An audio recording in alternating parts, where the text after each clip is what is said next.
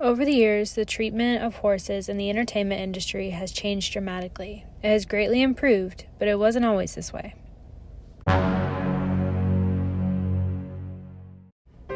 Ben-Hur was a movie released in 1959 that was about the early years of Christianity and the Roman Empire, with the most memorable scene being the chariot race in which 72 horses were used.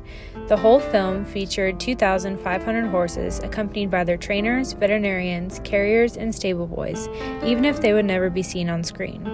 Andalusian and Lipizans were the main breeds featured in the film.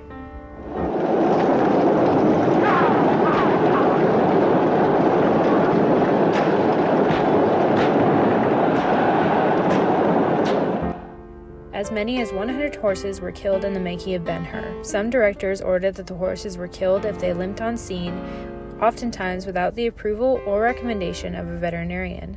Up to 200 horses were injured in the making of the movie. In the final chariot scene in the Colosseum, there were 8 chariots amounting to 72 horses that were trained for the scene, with only about 40 horses being used at one time. Django Unchained. This is a Western drama that took place 2 years before the Civil War. No, I'm not gonna say the date. I could be wrong. But yeah, 2 years before Civil War. Story follows an enslaved black man named Django, aka Jamie Foxx, who is trained by a German bounty hunter, Dr. Schultz, aka I don't know the actor, with the ultimate goal of reuniting with his long-lost slave wife. Viewer discretion advised. Also, I remembered his name. It was Christoph Waltz. He's an American-German actor. Hey, Cricket! Well, where are they? Auf Wiedersehen.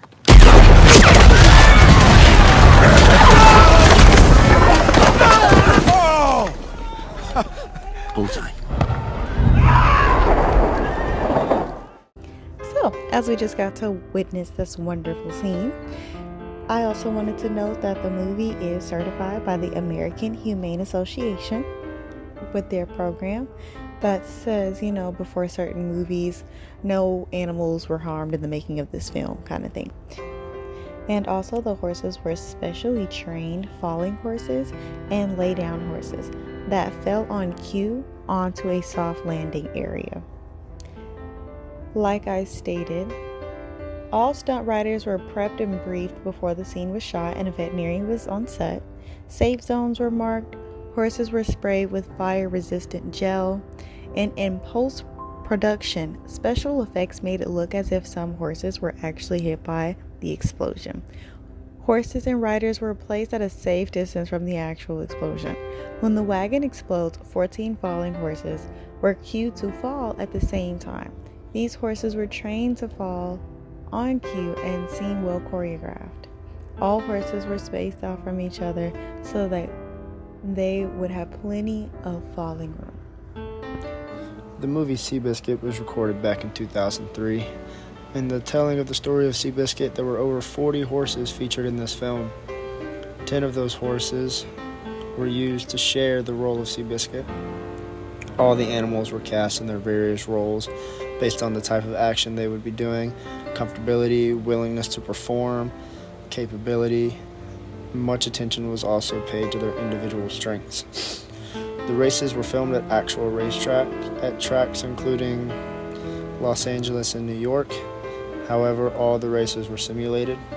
Horses were never required to run more than 3 furlongs or 3/8 of a mile in a single take. All scenes of this movie were choreographed for the likeliness of the riders, the jockeys, the horses themselves. One scene included having to have a horse to fall, with the ground being padded for the comfortability of the horse during the fall. There were also multiple professionals included on set. Horses were rode by professional jockeys and professional riders. There were licensed trainers on set. There were professional groomers on set that did things such as having to walk horses out of their trailers. Hidalgo is a Western horse movie that tells the story of Frank Hopkins and his epic endurance horse race in 1891. It's mainly Frank and his Mustang horse Hidalgo, and they are named the world's most best long-distance horse and rider. And fun fact, for 5 different horses played the role of Hidalgo.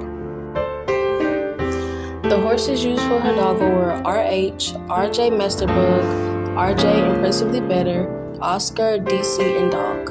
Also for the final scene, 550 horses were included.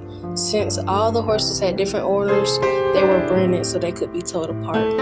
Also during the film, the pitchforks used by actors had no sharp edges, and the men rehearsed to fight many times to accustom the animals to the noise and commotion when it was finally filmed. Therefore, no animals were harmed. The 1939 production of Stagecoach is an old western based upon the journey of a group that is bound for New Mexico. The time period is the 1800s, which means horses were the prime source of transportation. Many horses were killed and severely injured during this production, many of which were due to the running W method.